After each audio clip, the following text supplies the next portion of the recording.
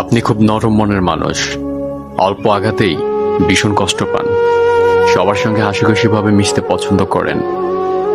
কেউ আপনার সাথে একটু মিষ্টি কথা বললেই আপনার মন গলে যায়।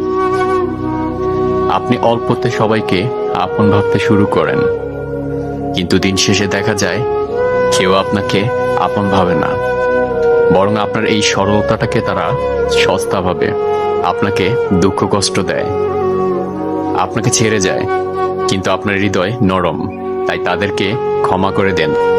আপনার কষ্ট লাগতে পারে, কিন্তু আপনার জন্য একটি সুসংবাদ রয়েছে। রাসূলুল্লাহ সাল্লাল্লাহু আলাইহি ওয়াসাল্লাম বলেছেন, প্রত্যেক নরম হৃদয়, ভদ্র ও মিশুক লোকদের জন্য জাহান্নাম হারাম।